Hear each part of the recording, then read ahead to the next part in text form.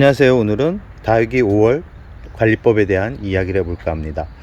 요즘 다육이 참 예쁘죠? 성장을 하고 있는 그런 모습을 바로바로 보여주기 때문에 키우는 재미가 아마 가장 좋은 그런 계절이라는 생각을 해봅니다. 4월 초까지만 해도 물을 줘도 그렇게 물을 끌어올리는 그런 속도가 그렇게 빠르지 않았는데 4월 중순 이후부터 시작돼서 지금 5월까지 지금 영상에 보면 아시겠지만 다육이들이 잎이 통통하게 이렇게 살이 올라온 상태입니다. 물을 그만큼 빨리 끌어올린다라는 증거이기 때문에 아마 5월에 가장 많이 다육이를 성장시킬 수 있는 그런 계절이라는 말씀을 드리고 싶습니다. 다육이는 성장하는 계절이 왔다고 해서 저절로 성장을 하는 게 아닙니다. 문제가 있는 다육이도 있고 얼음땡처럼 멈춰있는 다육이도 있고 아니면 성장이 너무나 왕성해서 순간순간 너무 많이 커서 걱정스러운 다육이가 있을 겁니다. 아마 여러 타입의 종류들이 있겠지만 5월은 그런 모든 타입들이 다 성장을 하는 계절입니다. 뿌리만 건강하다라는 전제 조건이 따라야 되겠죠. 5월은 그만큼 다육이를 마지막으로 성장을 시킬 수 있는 그런 계절이라는 말씀을 드리고 싶습니다. 5월 조금만 관리해 준다 그러면 누구나 다 건강하게 다육이를 키울 수 있습니다. 저 같은 경우는 5월이 들어서면 가장 바쁩니다. 왜 그러냐면 물을 많이 주기 때문에 그럽니다. 저는 분갈이를 3월부터 시작해서 4월 접어들기 전에 완료된 상태고요. 대략 봄철이 왔을 때 뿌리가 한 2주 정도면 자리를 잡고 뿌리가 없는 일반 수입 두들레 같은 경우는 대략 한 달 정도면 뿌리가 거의 다 내린다라고 생각을 합니다. 경험적으로 봤을 때 거의 그 정도 시간이면 다 뿌리가 내리고 활착하기 전 단계인데요. 봄에 왔을 때 기존 화분 분갈이를 하지 않았던 다육이들 같은 경우는 3월부터 저는 물을 많이 주면서 키우는데요. 단 분갈이를 했던 다육이들 같은 경우는 예전에도 매번 말씀드렸지만 총 일주일에 500ml 생수병 3분의 1을 기준으로 해서 총 2회 일주일 간격으로 2회를 주고 나서 저 같은 경우는 이제 물을 주기 시작하는데요.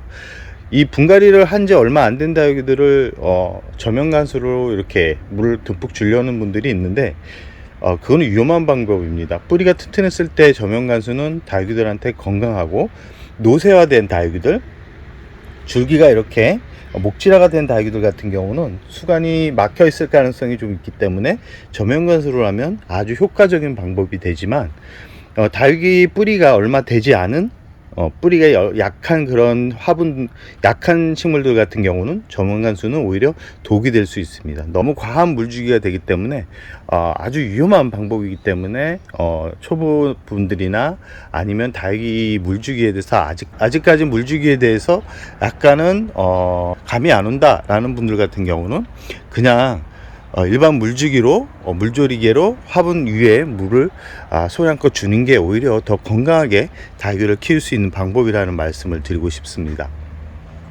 5월 물주기 뿌리가 건강하다 그러면 2주, 그러나 우리 집 환경이 이 해가 많이 들어오지 않는다 그러면 과도한 물주기는 다육이가 웃자라게 되는 그런 원인이 됩니다. 다육이가 웃자라게 되면 키만 크면 문제가 되지 않는데 이 줄기, 빠르게 올라온 줄기가 약해지기 때문에 무름병이 오는 그런 주요 원인이 될 수 있습니다.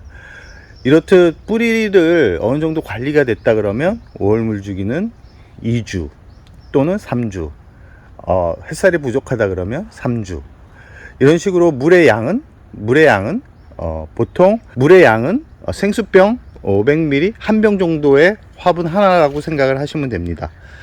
그러나 이제 저처럼 이렇게 대량으로 키우시는 분들은 그렇게 물을 조절해서 주기가 쉽지 않습니다. 그렇게 줬다가는 정말 하루 종일 물을 줘야 되는 그런 상황이 발생하는데요. 집에서 키우는 분들 같은 경우는 수량이 한 30개에서 40개, 많은 분들은 50개 정도 된다라고 생각을 합니다. 그러나 화분들이 작기 때문에 500ml 생수병 한 병이면 충분히 이 화분 속의 수분이 한 2주 정도는 충분히 견딜 수 있을 정도의 양이기 때문에 물이 작다라고 생각을 하시면 안 됩니다. 어떤 분들은 뭐 하루 정도를 저면으로 이렇게 담가 주시는 분들이 있는데, 정말 그 방법은 별로 추천하고 싶지 않다라는 거. 단 뿌리가 건강하고 오래된 다육이들 같은 경우는 괜찮다라는 말씀을 드리고 싶습니다. 이렇게 물 주기는 쉬운 것 같으면서도 약간 어려운 부분도 있지만, 다육이를 키우다 보면 이 다육이 얼굴만 봐도 물이 부족하구나, 아니면 물이 많구나를 가늠할 수 있을 거라고 생각을 합니다. 두 번째, 저 같은 경우는 오늘 이렇게 영상을 보면 아시겠지만 잎 위에 이렇게 물방울 같이 이렇게 맺혀 있죠. 이렇게 보면 홍화장 같은 경우도 이렇게 물방울이 이렇게 맺혀 있는데요, 세수를 시켜준 게 아니라 저 같은 경우는 영양제, 식물 활성제 같은 이런 성장에 도움이 되는 그런 약재를 한번 뿌려 주었습니다. 5월은 성장하는 단계이기 때문에 이렇게 영양제를 뿌려 주어도 부작용이 덜합니다. 뿌리가 멈춰 있을 때 영양제는 독이 될 수 있지만, 성장하는 단계에서 영양제를 주는 것은 배가 성장을 하는데, 뿌리가 발달하는데, 뿌리가 건강에 자리 잡는데 큰 도움이 됩니다. 그렇기 때문에 간단하게라도 영양제를 연면시비로 물을 듬뿍 주면서, 물을 주듯이 영양제를 주면 더 좋긴 하지만 그렇게까지 줄 필요는 없습니다. 잎에 살짝 이렇게 흘러내릴 정도의 영양제만으로도 다육이가 성장을 하는 데는 큰 문제가 없습니다. 분갈이를 한 지 얼마 안 된 다육이들 같은 경우는 영양제가 오히려 독이 될 수 있으니까, 그런 다육이들 같은 경우는 영양제보다는 물만, 아니면 빗물을 주는 게 오히려 더 좋은 방법이라는 말씀을 드리고 싶습니다. 영양제 같은 경우는 줄기가 오래 묵은 다육이, 아니면 나이가 많이 먹은 다육이, 아니면 뿌리가 화분에 제대로 활착을 하고 있는 다육이, 아니면 잎이 자꾸 말라가면서 얼굴이 작아지는 다육이, 이런 다육이들한테는 오아시스 같은 그런 존재이기 때문에 영양제를 한번 쳐주라는 말씀을 드리고 싶습니다. 영양제를 주고 나면 그 다음에는 뭐를 해야 될까요? 보통 살균제냐 살충제냐, 이렇게 살균제가 먼저냐 살충제가 먼저냐 라는 분들이 있는데, 저 같은 경우는 일주일 간격으로 살충제와 살균제를 다 쳐줍니다. 한 번은 다 쳐줘야지만 예방적인 효과가 좀 있는데요, 그러나 예방을 했다 그래서 벌레가 안 생기는 건 아닙니다. 생기는데 그나마 덜 생긴다. 살균제 같은 경우는 기온과 습도가 높아지면서 다육이들한테 어느 정도 인위적으로 생기는데, 특히 이 뽀얀 백분이 가득한 두들레아들한테 자주 발생을 합니다. 그렇기 때문에 살균제는 전체적으로 살충제를 먼저 쳐주고 나서 살균제를 한 번씩 쳐주라는 말씀을 드리고 싶습니다. 양을 가끔은 대충 약제를 살포하는 분들이 있는데, 대충 하시면 안 됩니다. 약의 농도에 따라서 잘못하면 약해를 입을 수 있기 때문에 꼭 비율을 맞춰서 뿌려주라는 말씀을 드리고 싶습니다. 이렇게 오늘은 물주기, 영양제 주기, 살충제 주기, 그러고 마지막으로 5월에 내리는 빗물은 어떻게 될까요? 5월에 내리는 비를 다 맞춰도 될까요? 예, 다 맞춰도 됩니다. 다 맞춰도 되지만 비를 맞추고 나서 덮개를 덮어 주시는 분들이 있는데, 한 2-3시간은 덮개를 덮지 않는 게 좋습니다. 강한 햇살에 습도가 위로 올라가지 못하기 때문에 오히려 과습이 생길 수 있기 때문에 꼭 덮개를 열어서 환기를 시켜 주시기 바랍니다. 그리고 생장점에 고여있는 물방울을 다 털어 주시기 바랍니다. 털어주지 않으면 생장점에 문제가 생길 수 있다는 거 꼭 기억해 두시기 바랍니다.